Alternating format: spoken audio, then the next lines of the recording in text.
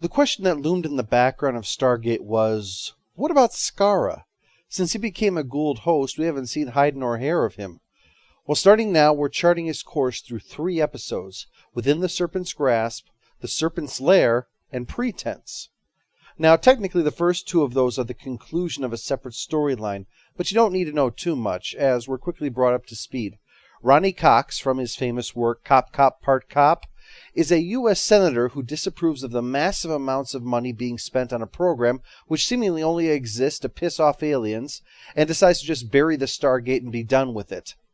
This was in spite of Dr. Jackson's insistence that this won't work out. Apophis is going to come anyway, and I know it. I'm a scientist, and I've been to a parallel universe and witnessed this happen. So take my word for it. When you've been on Capitol Hill long enough, you become jaded to the whole alternate timeline special interest group rhetoric, so the shutdown of the Stargate goes forward unimpeded. You don't think I tried everything to prevent this shutdown? I went back to Senator Kinsey twice. The second time he had me forcibly removed from his office. Let's all go to the lobby. Let's all go to the lobby. I went to the Secretary of Defense, the Joint Chiefs. Hell, I finally called the President himself. What'd he say? He said that to override the Senate committee on this one would be political suicide for him. For God's sakes, man, I can't announce the imminent invasion by world-enslaving aliens. It's the midterms! Teal'c naturally wants to leave before the gate's buried. He can't very well fight the Goa'uld while working as an assistant manager at Denny's. Are you enjoying your meal? I hope so. It might be your last before Goa'uld motherships begin bombarding your cities and enslaving your populations. May I offer you the dessert menu? Daniel wants to head through the gate too. He wants to head to those coordinates that he picked up in the alternate universe so that he could try to stop this. Somehow. He wants Jack and Carter to come along to help, certainly, but they're not too sure about that. Violating orders to this degree is pretty extreme even by their standards. And besides defying an order from the President himself, they could wind up provoking the very attack they wish to avoid. We go. I too will go.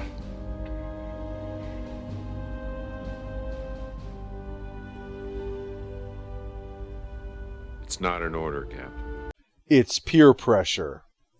Naturally, the whole barbershop quartet's going through and locking out everything so they can't be stopped. But at least this security is pretty reasonable. You want to be able to have this kind of a lockout in case some kind of invasion takes place, from without or within. And O'Neill's one of the very few who has the clearance to authorize such a lockout. Even Carter can't do it. So we're not dealing with the everything's been locked out by the ship's cook situation that so often happens when the writers can't be bothered to make things logical. And since the people they're locking out are the ones who put this system in place, they know how to override it after a while. But this does give our heroes just enough time to send through a MALP to make sure they're not going to wind up in a vacuum or the edge of a volcano or something like that. But with safety confirmed, they can now run through to save the world or die trying. Probably the latter. The room they find themselves in is full of transport containers, introducing us to the Zat gun, an alternative to the staff weapon so our heroes can have some sci-fi weapons without having to lug around those big-ass staves everywhere. Plus, they provide a very useful SF staple, the stun weapon. 1 zap stuns, 2 zaps kills. And in this story and 3 others, the 3rd zap will disintegrate. But they stopped mentioning that because they quickly realized it was kind of silly, even for a weapon that looks like this. And not exactly bowled over by the design, huh guys? Teal'c takes this as a bad sign and tells them they better dial home, but the gate doesn't work, despite it working just a minute before when Daniel sent the MALP back. They had to get their deposit back on that. Looks like they're trapped in here for now. At least there aren't any doors for anyone else to enter the room and discover them. This mission is starting to look more and more doomed by the second. The Jaffa summon the beach ball of doom, which hovers in the center of the Stargate, and then they leave. Another job well done, guys. Lucky thing there were 6 of you here, or that might have taken 12 seconds instead of 10. Teal'c reveals that it's a visual communication device, like a souped-up TV. Think you get showtime? The Goa'uld are evil, but not so evil as to steal cable. That line was changed, by the way, when the show was in syndication, or so I heard. Seems like a lot of trouble for something so trivial, but I guess You can be kind of bitter if your show gets canceled. Get any reference to that stupid network out of my show! Well, now that they know they have doors to work with here, Teal'c lets them out so they can start commandoing around the place. Back on Earth, Walter reports that they have indeed gone to the coordinates believed to be the source of the Goa'uld military strike against Earth.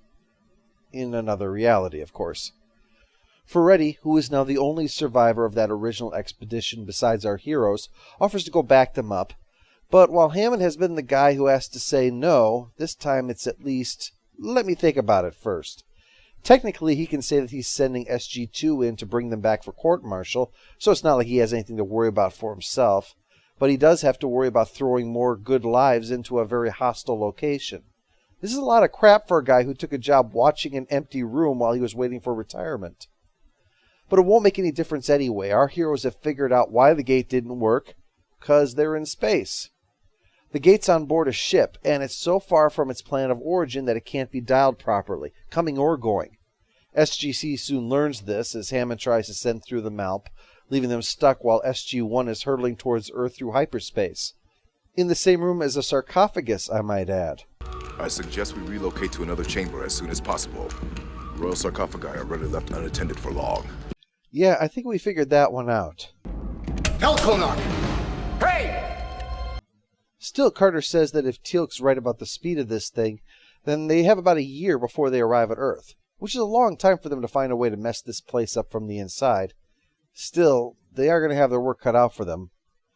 Faithful followers of Apophis, as we go on our journey to conquer the home world of the Ta'ri, I remind you of one important thing. We're on a mission from God.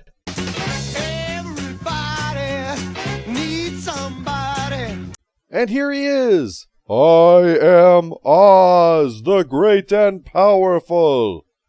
He gives the command that for now they are to follow the orders of his son as if they were his own.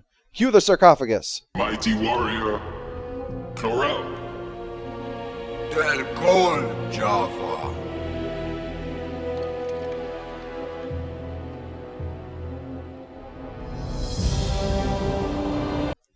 Yeah, this will be a problem. We can't shoot the bad guy when Skara is the bad guy. He called him his son. That's sick. Not exactly a chip off the old block. The Goa'uld inside Skara is probably the son of the one inside Apophis. Well, thank you, Daniel. That's encouraging. I'm just trying to help. Yeah, that was what I was afraid of. Jack's plan is to have Carter plant some C4 in strategically vulnerable places and hope that this thing will go all Death Star on it when we need it to. He and Teal'c will try to grab Skara. They have the element of surprise and could possibly get through to him. That was what was said by that ex-Goa'uld lady on that Asgard planet, remember? The one they showed up and screwed up. It can happen sometimes that the host can take control for brief periods. As for Daniel, he will continue to try to help. They charge in, Zat's a blastin', so Skara responds with that Iron Man hand blast thingy, but that's not enough. You dare to do this to Chlorel? Oh man, third person, you're one of those bad guys, aren't you? I'd stop, especially since your name sounds like a laundry additive. Just one cap of Chlorel will get your whole wash clean. They seal the doors to have the quality time that they need. Try to remember me. I'm Jack O'Neill. This is Teal'c. Ah, Teal'c, the traitor. I gotta admit, it does have a nice ring to it. Rolls right off the tongue. Nothing of the host survives. That's bullshit. Whoa, there's a bit of unexpected profanity. I mean, that's almost as bad as saying, showtime. Chlorel continues to taunt O'Neill until he has a bit of a dilemma. Do you punch? Never mind, I guess it wasn't much of a dilemma. Next up, O'Neill threatens with a zap from the Zat, which will hurt like a punch in the showtime. You will only hurt your friend. He's a tough kid. So much for nothing of the host survives, huh? What are you, the god of stupid? And now we will chant in his holy name. Duh?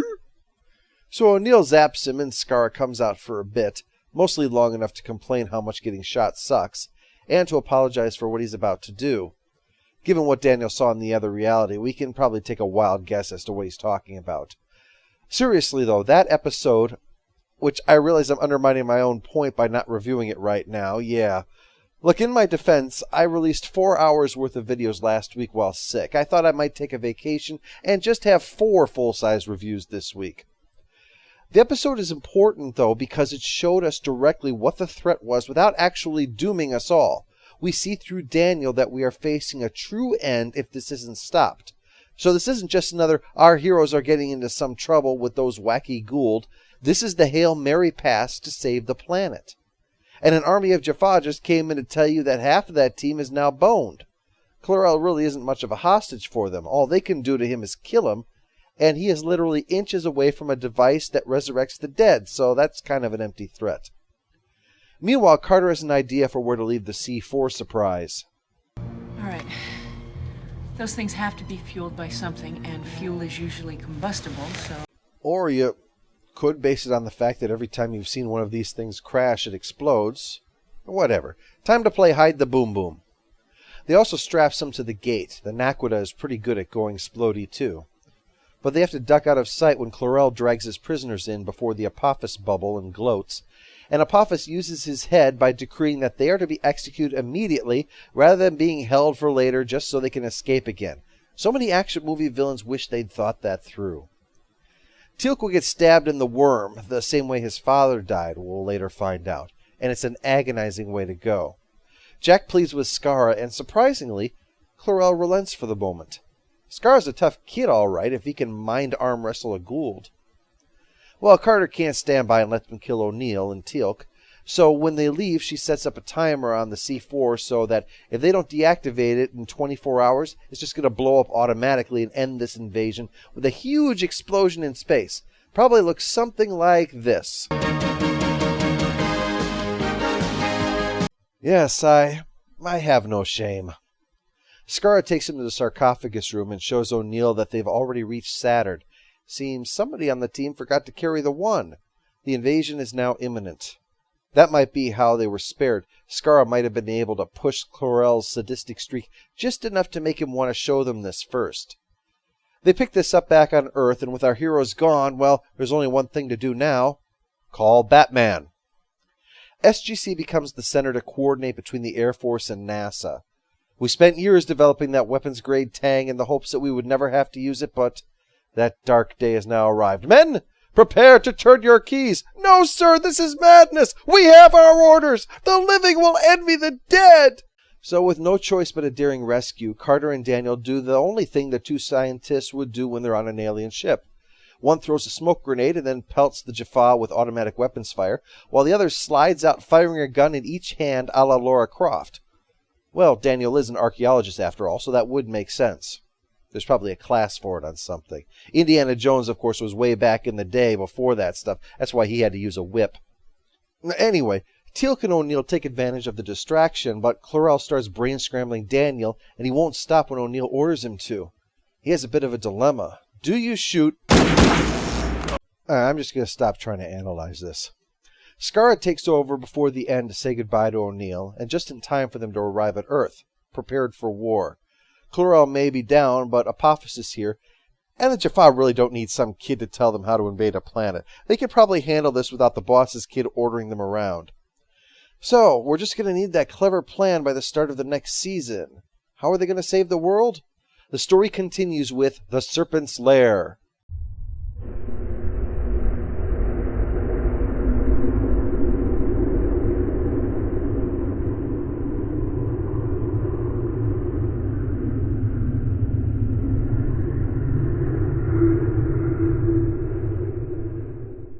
All hail the Overlord! All hail the Overlord! I believe a medical attack could be successful. Surgical attack, Teal'c.